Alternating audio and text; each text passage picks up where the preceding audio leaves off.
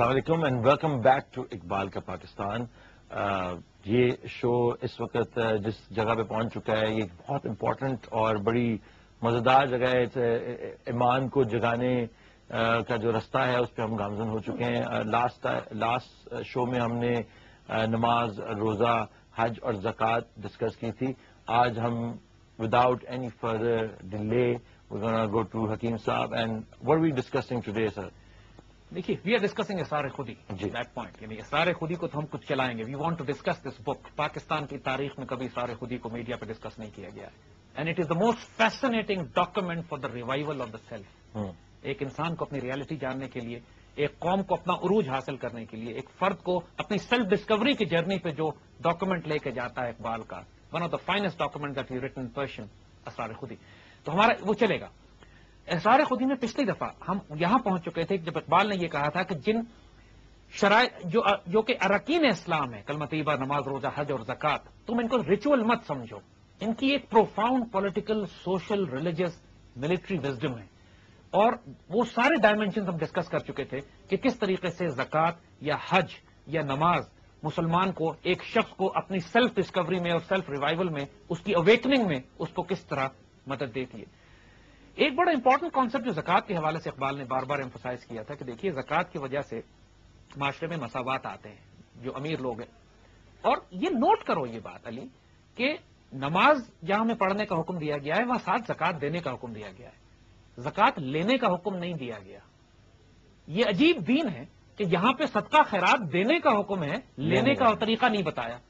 Because یہ توقع نہیں کی جاتی کہ مسلمان اتنا مجبور اور بےکس اور محروم ہوگا کہ بھوکا مر رہا ہوگا اور لوگوں سے بھیک مانگ رہا ہوگا. مسلمان دینے والا ہوتا ہے، خود بھی اور دنیا کو بھی کھلاتا ہے، خود بھی اتنا سیلف سفیشینٹ ہوتا ہے. زکوٰۃ دینے کا مطلب یہ ہے، زکوٰۃ رکھی اللہ تعالیٰ نے سیونگز پہ.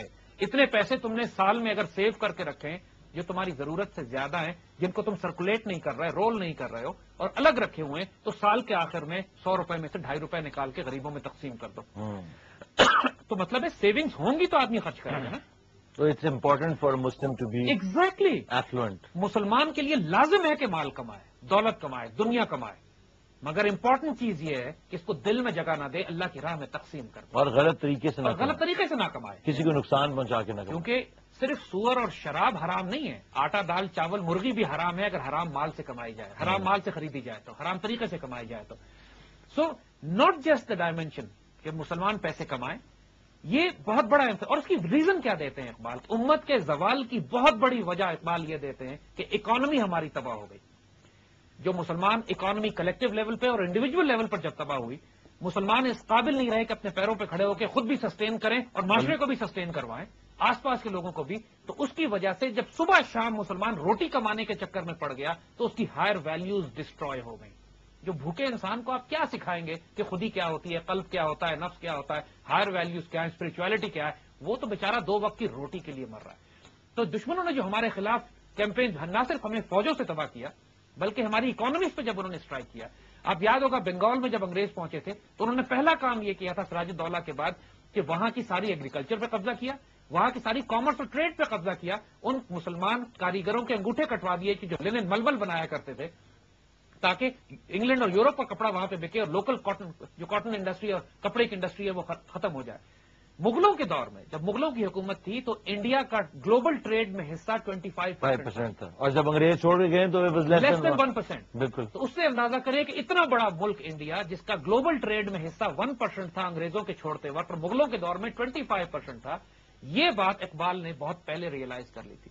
تو جب وہ اسلامک اکنامک اور جو 3 کروڑ انسان بھی مارے بنگال میں، کروڑوں انسان فوڈ کنٹرول کے ذریعے، ڈرگس کے ذریعے، پاپی وار کے ذریعے، اوپیم وارز کے ذریعے، اور مسلمان کاریگروں اور تاجروں کو تباہ کر کے، اور پھر جو ہجرت کی تحریک میں جو مسلمان علماء نے بھی جو بالکل ویژن نہیں رکھتے تھے، فراست نہیں رکھتے تھے، they were used by the British practically کہ انہوں نے فتویٰ یہ دے دیا کہ مسلمان اپنی ساری ایگریکلچر، سارے مکان، ساری تجارت فروخت کر کے افغانستان چلے جائیں، ہمارے حوالے کر دیں، اور سارا کچھ انگریزوں کو اور ہندوؤں کو دے گئے وہ، اور سکھوں کو دے گئے، اور مسلمانوں کی بچی کچھ مڈل کلاس اور اکانومی بھی تباہ ہو گئی.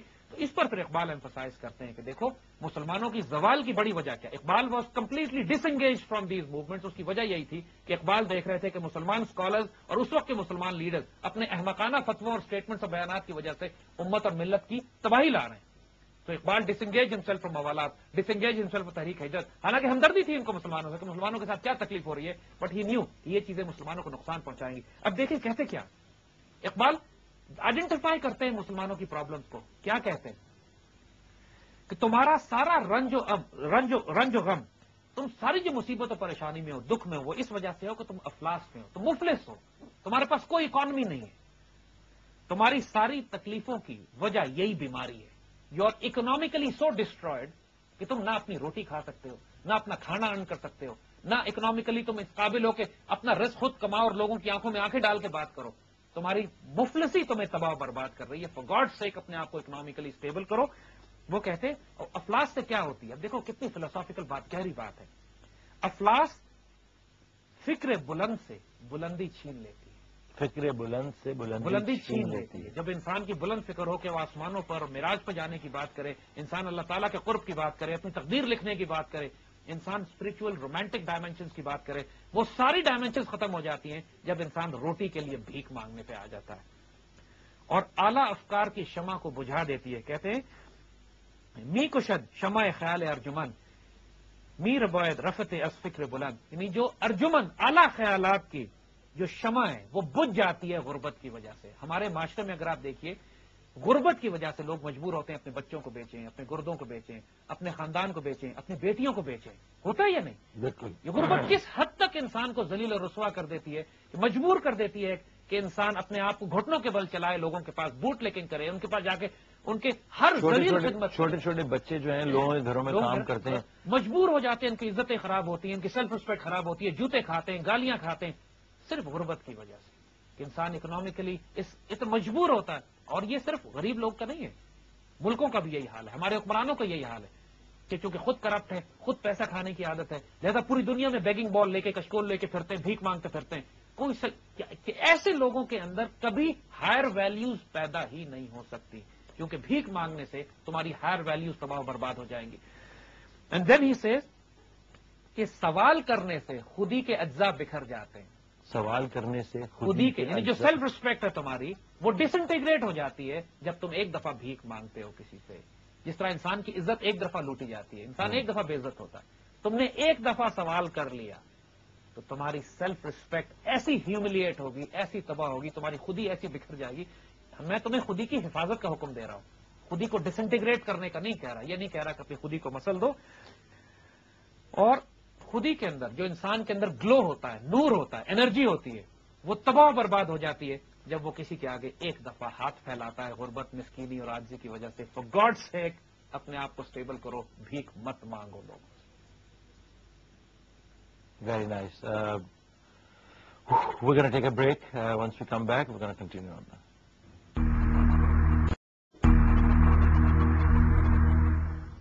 السلام علیکم اینڈ ویلکم بیک. ہمارے پاس ایک کالر ہیں حمیرہ. ہیلو. السلام علیکم. السلام علیکم حمیرہ، کیسی ہیں آپ؟ خیریت؟ زید صاحب بیٹھے ہیں، آپ سوال کرنا چاہتی ہیں ان سے؟ جی بالکل. میں نے 2 سوال پوچھنے تھے. پہلا سوال تو یہ تھا کہ آپ خودی کی بات کر رہے ہیں، اقبال کی جو روحانی ڈیمینشن ہے ان کے کلام کی، اس کی بات کر رہے ہیں، لیکن آج کل جو میجورٹی ہے، ماسز ہیں، وہ مٹیریلسٹ ہیں. وہ ان باتوں کو یا تو کتابی باتیں کہتے ہیں یا شاعرانہ باتیں کہتے ہیں. تو آپ کیسے میسز کو موٹیویٹ کر سکتے ہیں یا کنونس کر سکتے ہیں ایک ایسی چیز پہ جس کو وہ دیکھ ہی نہیں سکتے؟ ایک تو یہ میرا سوال تھا. دوسرا یہ کہ جو اسپرچل ڈائمینشن ہے اس میں انسان کے لیے سب سے بڑی جو ڈیزیز ہے یا پرابلم ہے وہ ہے ڈاؤٹ اور سسپیشن. تو اقبال نے جہاں اتنی نالج امپارٹ کیا ہے اباؤٹ اسپرچویلٹی، تو کیا انہوں نے کوئی میکینزم بتایا how to cope up with this doubt and suspicion? تو اگر اس کے بارے میں زید صاحب کچھ بتا سکیں تو please. That's a great question and بہت بہت فیسنیٹنگ آپ کا جو مشاہدہ ہے سارے سلسلے کے بارے میں. اور یہ سوال پہلے بھی ایک کچھ صاحب اسی قسم کا سوال کر چکے ہیں، لیکن یہ بڑا زبردست سوال کیا ہے. بات یہ ہے کہ یس وی نو دنیا مٹیریلسٹ ہوئی ہوئی ہے، دنیا اپنی ڈیزائرز اور لسٹ کے پیچھے جا رہی ہے، دنیا خواہشات نفس کے ذریعے کنٹرول کی جا رہی ہے. لیکن جب بھی قوموں میں کوئی انقلاب برپا ہوتا ہے، کوئی خیر کی تبدیلی لائی جاتی ہے، تو کسی نہ کسی انسان کو کھڑے ہو کے اپنے وقت کے سٹیٹس کو چیلنج کرنا پڑتا ہے. یہ آسان کام نہیں ہوتا ہے، اذان دینی پڑتی ہے، اقبال نے بھی کہا تھا کہ اگرچہ بت ہیں جماعت کی آستینوں میں، مجھے ہے حکم ازاں لا الہ الا اللہ. اگرچہ بت ہیں جماعت کی آستینوں میں، مجھے ہے حکم ازاں لا الہ الا اللہ. اور پھر یہ خطرناک کام ہوتا ہے، آسان نہیں ہوتا ہے. اقبال دوسری جگہ پہ کہتے ہیں کہ ہزار خوف ہوں لیکن زباں ہو دل کی رفیق، ازل سے رہا ہے یہ قلندروں کا طریق. ہزار خوف ہوں لیکن زباں ہو دل کی رفیق، ازل سے رہا یہ قلندروں کا طریق. دنیا میں فتنے ہیں، مگر اللہ تعالیٰ نے اپنے قرآن پاک میں، اللہ تعالیٰ نے اپنے بندوں کے ذریعے اور کلام اقبال میں ایسی برکت دی ہے کہ جب اس ریولوشن کو آپ ٹیلی وائز کریں گے، جب اس ریولوشن کو آپ پھیلائیں گے، یہ ممکن نہیں ہے کہ لوگوں کو انفلوئنس نہ کرے. لوگوں کے دلوں میں جب یہ بات جائے گی، دل سے جو بات نکلتی ہے اثر رکھتی ہے، پر نہیں طاقت پرواز مگر رکھتی ہے. اقبال جب کہتے ہیں کہ جو بات دل سے نکلتی ہے دل پہ جاتی ہے، پر نہیں رکھتی مگر طاقت پرواز رکھتی ہے، تو یہ بات اثر کر رہی ہے اور کرے گی انشاءاللہ. دوسرا سوال بڑا خوبصورت ہے ان کا کہ انسان کو یقین کیسے آئے، کیونکہ اس اسپرچل ڈائمینشن میں، اس خودی کے سفر میں جب آپ چلتے ہیں تو ڈاؤٹس بہت سارے آتے ہیں. And it's a dangerous domain also. یہ بات آگے جا کے ہم اسرار خودی کے حوالے سے بتائیں گے کہ اقبال جب پروسیس بتاتے ہیں کہ خودی کے سفر پہ چلو کس طرح، تو اس کے لیے آپ کو ایک مرشد کامل چاہیے ہوتا ہے، ایک اسپرچل ٹیچر اور گائیڈ جو آپ کو اس سفر پر ساتھ لے کے چلتا ہے. کیونکہ یہ سفر انسان کو کوئی رول ماڈل ساتھ چاہیے ہوتا ہے. حضور صلی اللہ علیہ وآلہ وسلم اپنے وقت میں رول ماڈل صحابہ کے پاس موجود تھے جن کو دیکھ کر فزیکل اور اسپرچل دونوں ڈائمینشنز ان کی تربیت کی گئی. اسی طرح آج بھی ہر دور میں اللہ کے بندے موجود ہوتے ہیں. نظام الدین اولیاء دہلی میں، معین الدین چشتی وہاں پہ ہیں، حضرت بابا فرید یہاں پہ تھے، حضرت بہاؤدین زکریا ملتانی ملتان میں ہیں. ہر دور حضرت داتا گنج بخش لاہور میں، یہ سارے اسپرچل ڈاکٹر تھے. مجدد الفسانی، حضرت حسن بصری، جنید بغدادی، شیخ عبد القادر جیلانی، پوری دنیا میں ہر دور میں ایسے اللہ کے بندے پھیلے رہے ہیں کہ جو بہت اسٹرانگ اسپرچل ٹیچرز اور مینٹورز ہوتے ہیں. علامہ اقبال اپنی ساری اسپرچل ڈائمینشن مولانا جلال الدین رومی سے لیتے ہیں، کہیں پہ حضرت شیر محمد شرقپور سے لیتے ہیں، اور تمام بزرگوں کے ساتھ ان کا ایک روحانی تعلق ہوتا ہے واسطہ کہ جو انسان کے اندر تقدیریں بھی تبدیل کرتے ہیں، اس کا ڈاؤٹ بھی ریموو کرتے ہیں، اس کا ہاتھ پکڑ کے اس کو ساتھ لے کے چلتے ہیں. اور یہ ساری جو ہم آگے سارے خودی میں اقبال نے یہ طریقے بتائے ہیں، اس کو آئندہ آنے والے پروگراموں میں اور وقت میں ہم اس کو تفصیل سے ڈسکس کریں گے. اور یقین ایک ایسا ایلیمنٹ ہے کہ جو بہت بڑا تحفہ ہے ایک قیادت کے لیے. اقبال جو ڈیفینیشن دیتے ہیں قیادت کی، اس کے ایٹریبیوٹس میں یہ بتاتے ہیں: یقین محکم، عمل پہم، محبت فاتح عالم، جہاد زندگانی میں ہیں یہ مردوں کی شمشیریں. تو جب تک یقین نہ ہو، بلیف نہ ہو کہ جو کام میں کر رہا ہوں دس امپاسبل کین بی اچیوڈ، اس وقت تک ڈاؤٹ میں، شک میں پڑا ہوا انسان دنیا میں کوئی تبدیلی نہیں لا سکتا. ہر تبدیلی لانے والے کا کامن ایٹریبیوٹ آپ یہ دیکھیں گے کہ they had firm belief in them self, they had a firm belief in their ideology, and they had the firm belief کہ اللہ تعالیٰ کی پوری قدرت اور کائنات ان کو سپورٹ کرے گی کہ جب وہ اپنے اس مقصد کے لیے آگے موو کریں گے. تو یہ ڈاؤٹ ریموو کرنا ایک فنڈامنٹل کام ہے ایک اسپرچل مینٹر اور ٹیچر کا. اور اقبال کا پورا کلام جب آپ اپنے اوپر اپلائی کرنا شروع کرتے ہیں تو یس ڈاؤٹ ریموو ہوتا ہے اس میں. With that, we're going to take a break, and once we come back, we're going to continue.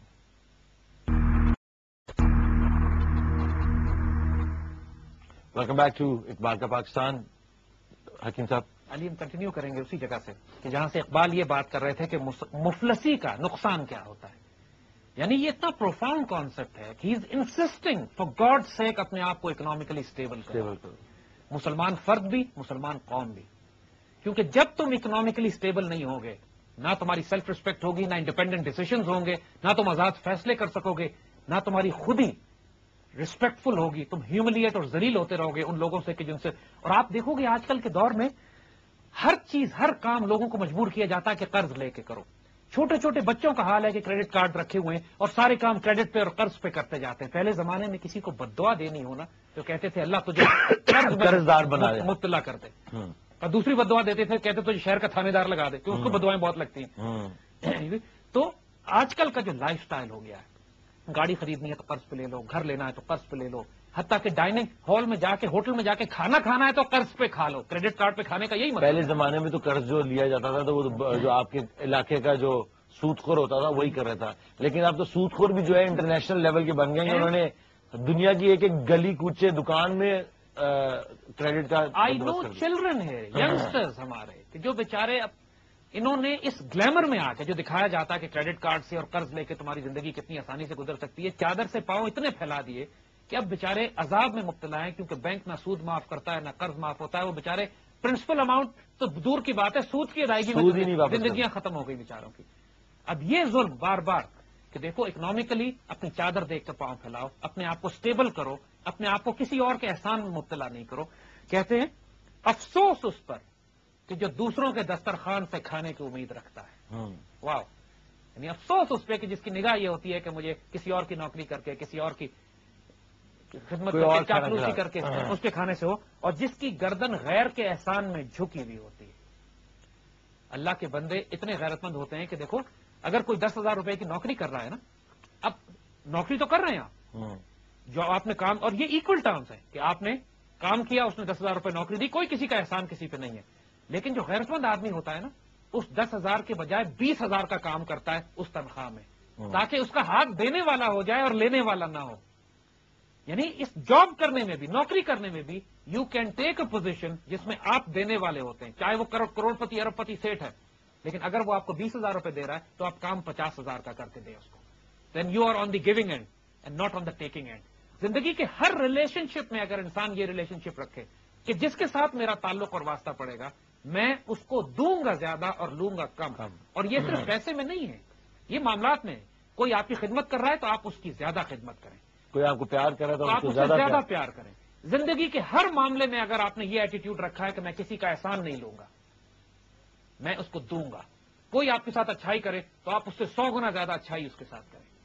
اگر اس کو پیسے میں ادا نہیں کر سکتے ہیں تو اس کے لیے دعا کر کے, اس کی خدمت کر کے, اس کی ضرورتیں پوری کر کے اس کو اور طرح سے کمپنسیٹ کر دیں. لیکن زندگی میں ریلیشن شپ آپ کا یہ ہو کہ میں دینے والا ہاتھ رکھوں گا, لینے والا ہاتھ نہیں رکھوں گا. یہ بڑی غیرت مندی کی بات ہوتی ہے. اپنے بڑوں کو دیکھیں, ہمارے بزرگوں کو دیکھیں, کبھی کسی کا احسان قبول نہیں کرتے تھے. بادشاہ وقت جا کے ان کے آگے خزانوں کے روپے کے پیسے کے ڈھیر لگاتے تھے, خود 3 دن بھوکے ہوتے تھے, بادشاہ کے پیسے کو ٹھوکر مار کے اڑاتے تھے کہ تمہارا احسان ہم قبول نہیں کریں گے. اور اگر کوئی کام کرتے بھی تھے تو کماتے تھے, ہاتھ سے کماتے تھے, ارن کرتے تھے, تھوڑے پیسے آتے تھے, اس سے اپنا رزق پالتے تھے, اپنا کام کرتے تھے. لیکن کسی کا احسان, کسی کا تحفہ لے کے, کسی کا احسان لے کے گزارا نہیں کرتے تھے. جب کسی کو یہ احساس ہو جائے کہ مجھ پر احسان کر کے یا میری کمزوری پر ترس کھا کر مجھے پیسے دیے جا رہے ہیں, تو اللہ کے بندے اتنے غیور ہوتے تھے کہ اقبال کہتے ہیں کہ اتنے غیور تھے پہلے ہمارے بزرگ کہ جس کے پاس پیسے ہوتے تھے وہ ان کے خوف سے, ڈر کے مارے صدقہ نہیں کرتا تھا کہ کہیں وہ ناراض نہ ہو جائے. اگلے اتنے غیرت مند ہوا کرتے تھے کہ دینے والا, پیسے والا گھبراتا تھا ان سے. اس غریب آدمی نے اتنی غیرت اس میں ہے کہ میں دوں گا تو یہ مجھ سے خفا ہو جائے گا یا ناراض ہوگا مجھ پہ. تو ہاؤ ڈو یو, تو یہ غیرت انسان ہر وقت اگر دنیا کے ریلیشن شپ میں اس طریقے سے رکھے کہ آپ کا دینے والا ہاتھ ہونا چاہیے, لوگوں سے احسان مت لیں. لوگوں سے دنیا میں معاملات کرنے پڑتے ہیں, لوگوں سے کام کروانے پڑتے ہیں آپ کو, لیکن ان ریٹرن پھر اس کے اوپر اس طرح معاملہ رکھیں کہ آپ کا اپر ہینڈ ہو, اس کا لوور ہینڈ ہو. جب سر انسان ایک دوسرے کو دینے والے ہوں گے, اپنے حق نہ مانگیں, اپنے فرائض پورے کریں اور احسان کریں, تو پھر مانگنے والا کوئی نہیں رہے گا. مانگنے والا کوئی نہیں رہے گا. ہمارے یہاں ہر کوئی آپ دیکھیں گے اپنا حق مانگ رہا ہے. حق مانگنے کا مطلب ہے ہاتھ پھیلانا پڑتا ہے. اگر کوئی تمہارا حق نہیں دے رہا ہے تو اس کے لیے اپنے آپ کو ڈیگریڈ مت کرو, ذلیل مت کرو. Don't try to drag your self to a level جس میں تم ہیوملیٹ ہوتے ہو, تمہاری خود ہی ڈسٹرب ہوتی ہے. اور پھر آخر میں کہتے ہیں کہ جس نے اپنے آپ کو دوسروں کی مہربانی کی بجلی سے جلایا, یعنی جس نے اپنے آپ کو آن اس طرح کیا, یعنی وہ اپنا اس طرح زندگی گزار رہا ہے کہ دوسروں کے احسان اس کے اوپر ہیں, وہ شخص ہوتا ہے جو ایک کوڑی کے بدلے اپنی غیرت کا سودا کر لیتا ہے. تھوڑے سے پیسے تو تمہیں مل جائیں گے. تم نے اگر اپنے بادشاہ کی, اپنے وزیر کی, اپنے منسٹرز کی, MNA کی 100 دفعہ اس کی خدمت کر کے, بھیک مانگ کے, رو پٹ کے, کوئی پیسے لے بھی لیے, قرض لے بھی لیا, پرمٹ لے بھی لی, گاڑی مانگ بھی لی, عہدہ لے بھی لیا, تو کیا فائدہ ہوا؟ اتنے ذلیل اور رسوا ہونے کے بعد, اپنے آپ کو ہیوملیٹ کرنے کے بعد تم نے تھوڑی سی دنیا بنا لی, پلاٹ لے لیا, جگہ لے لی, کیا فائدہ ہوا؟ واٹ؟ تم نے اپنی عزت بیچی, ایک کوڑی کی خاطر اپنے آپ کو فروخت کیا. یہ جس طرح ہمارے حکمران اور ہمارے وہ لوگ جن کو اللہ اختیار اور طاقت دیتا ہے, کس طرح پاکستان کی, ملک کی, قوم کی عزت بیچتے ہیں غیروں کے ہاتھوں, امریکیوں کے ہاتھوں. ان کی پالیسیز امپلیمنٹ کرتے ہیں اس لیے کہ ان کے بچوں کو امریکہ کے ٹکٹس مل جائیں, اس لیے کہ ان کے امریکہ میں, ٹیکسس میں, آسٹریلیا میں فارم ہاؤسز بن جائیں, اس لیے کہ ان کو گرین کارڈ مل جائے. لوگ ملک کی عزت اسی طرح بیچتے ہیں نا. یہ پیسہ ایک ایول جو ہے میں آپ کو سرایت کر چکا ہے. میں آپ کو واقعہ سنانا چاہتا ہوں. رابرٹ اوکلے ایک امریکن ایمبیسڈر تھا پاکستان میں. بالکل. جب وہ چھوڑ کر جا رہا تھا تو اس سے کسی پاکستانی دوست نے پوچھا کہ اوکلے تم دنیا کے ہر ملک میں ایمبیسڈر, بہت ملکوں میں رہے ہو, پاکستان میں کیا خاص بات ہے کہ جو تم مختلف سمجھتے ہو؟ تو وہ حیران ہو کے کہتا ہے کہ پاکستان دنیا کا واحد ملک ہے کہ جہاں پہ اعلیٰ ترین تعلیم یافتہ پڑھے لکھے لوگ جن کو پاکستان نے سب کچھ دیا ہے وہ میرے پاس آ کے کہتے تھے کہ ہم کو CIA کا ایجنٹ بنا لیجیے. یعنی دوسرے ملکوں میں ہم غریب اور مسکین کو تلاش کرتے ہیں اور پاکستان کے اعلیٰ ترین اقتدار والے لوگ ہمارے پاس آ کے کہتے تھے کہ ہم CIA کے لیے کام کرنا چاہتے ہیں, پاکستان کو بیچنا چاہتے ہیں, اپنے ہمیں بینیفٹس دیجیے, پرکس دیجیے. تو انہی لوگوں نے ملک کی عزت اور آبرو بیچی ہے, آبرو بیچے اور بیچ رہے ہیں. لیکن ڈاکٹر صاحب, حکیم صاحب, ہم ان لوگوں کو آئیڈینٹیفائی کیوں نہیں کرتے؟ ہم لوگ اگر اس شو میں بیٹھے ہوئے ہیں اور ہم obviously we're not gonna name names, لیکن ایک وقت ایسا بھی آ جائے گا کہ ہمیں یہ نام بتانے ضروری ہو جائیں گے. آپ نے بھی پاسٹ میں یہ نام بتائے ہیں اور حکومت اقتدار میں جو لوگ تھے ان کو بھی بتائے, لیکن اس سے کوئی فرق نہیں پڑا. دیکھیے فرق پڑ رہا ہے. دا ویری سمپل فیکٹ, اس وقت پوری قوم میں ایک بیداری آ رہی ہے, سیلف ریسپیکٹ آ رہا ہے, اس کو سینس آف ڈائریکشن مل رہی ہے اور یہ ایک ریولیوشن بلڈ ہو رہی ہے. یہ ایک انٹلیکچوئل اکیڈیمک اسپرچل ریولیوشن ہے, اس کا افیکٹ ہے اور آئے گا انشاءاللہ تعالی. We're gonna take a break.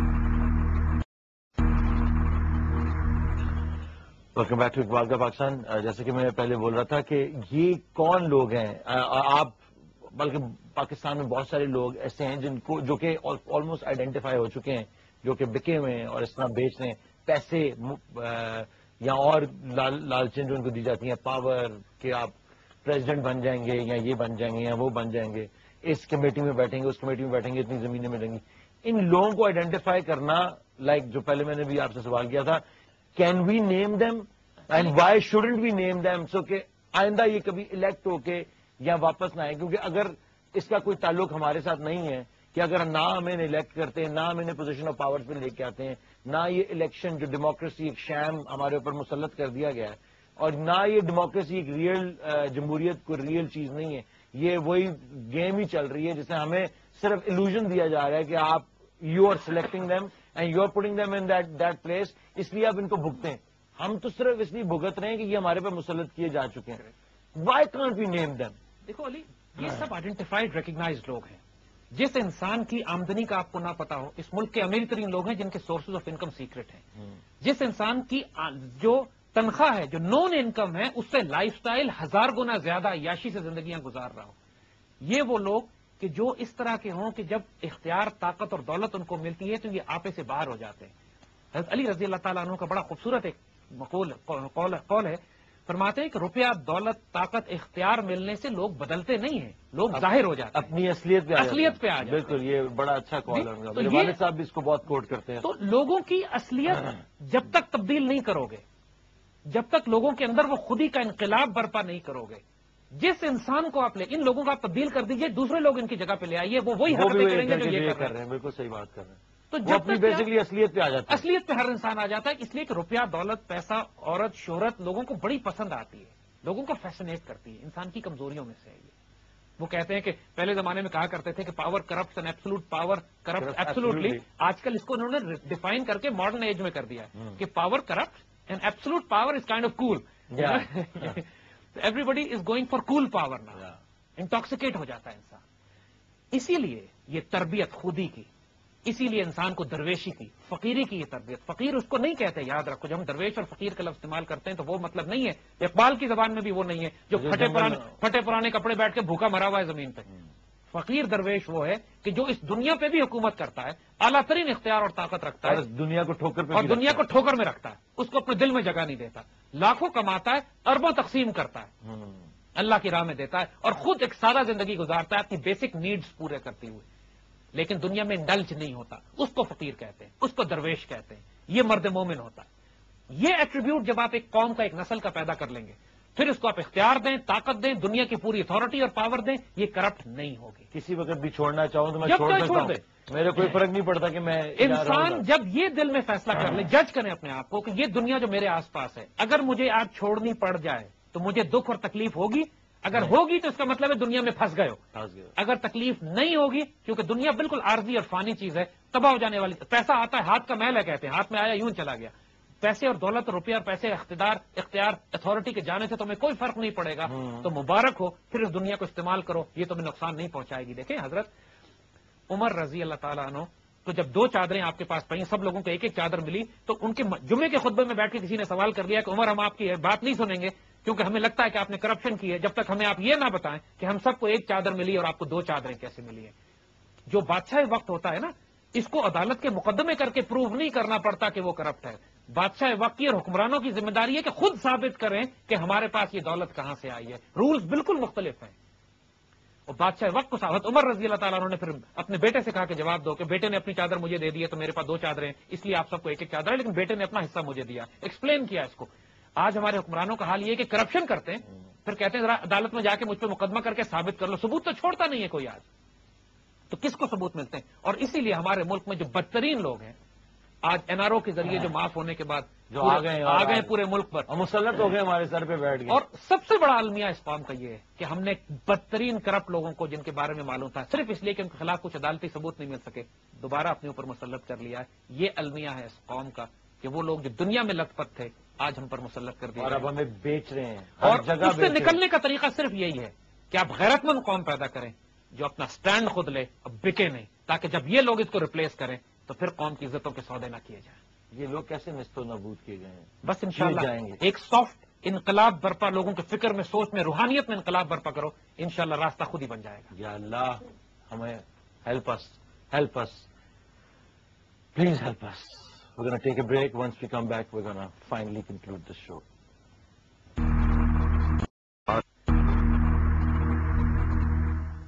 Welcome back.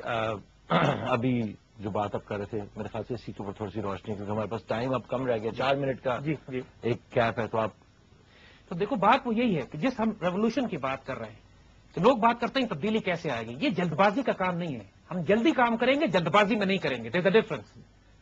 ہمیں وہ لوگ ریجیکٹ کرنے ہیں جو کہ مورلی کرپٹ ہیں.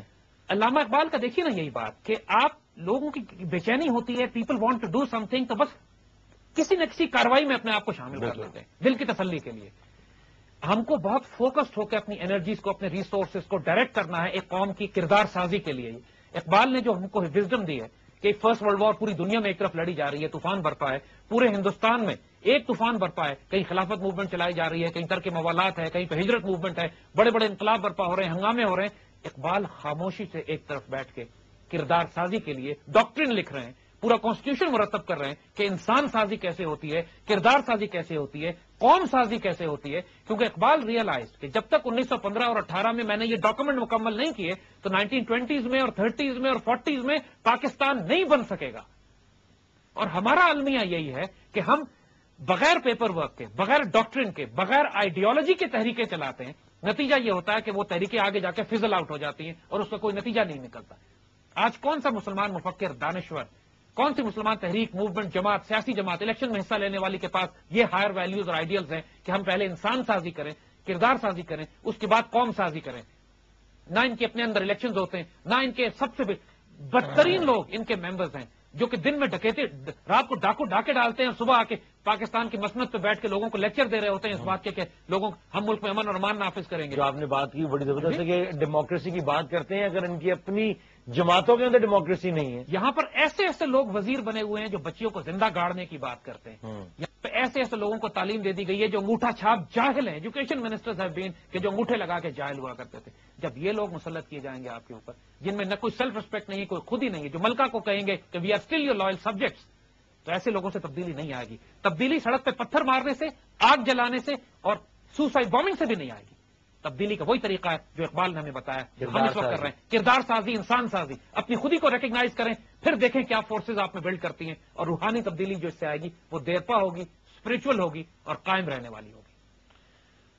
جیسا کہ حکیم صاحب نے کہا کہ کردار سازی، انسان سازی اور قوم سازی، اور اس کے بغیر ہم جو بھی ریولوشنری، نیٹ جک ریولوشنری نہیں بن سکتے. ورنہ وہ انارکی بن جائے گی. سیپریٹسٹ، انارکسٹ، یہ سب جو ٹرمز ہیں ہم پہ لاگو آتی ہیں، کیونکہ انسان کو جب غصہ چڑھتا ہے ان سارے لوگوں کے اوپر، ان سب چیزوں کے اوپر، تو وہ پھر اسی قسم کے اپنے گھر کو آگ لگا لیتے ہیں. اپنے گھر کو آگ، جس طرح کہ آج کل ہو رہا ہے. اور ابھی لاہور میں بھی ایک بہت بڑا دھماکہ ہوا اور تھوڑے دن پہلے، اور اس کے علاوہ سارے پاکستان میں یہ دھماکوں کا ایک سلسلہ چل پڑا ہے، اور یہ جنگ وہ جنگ، اور ہمیں ایسے لگ رہا ہے کہ قوم جو ہے is at war with itself. تو یہ تب تک ختم نہیں ہو سکتا جب تک ہم اپنے آپ کو پہچانیں گے نہیں، اپنی تجدید نہیں کریں گے اپنی، اور اپنے آپ کو بدلیں گے نہیں، کردار سازی نہیں کریں گے، قوم سازی نہیں کریں گے. اگلے شو تک ہمیں اجازت دیجیے. this revolution will be televised. Inshallah.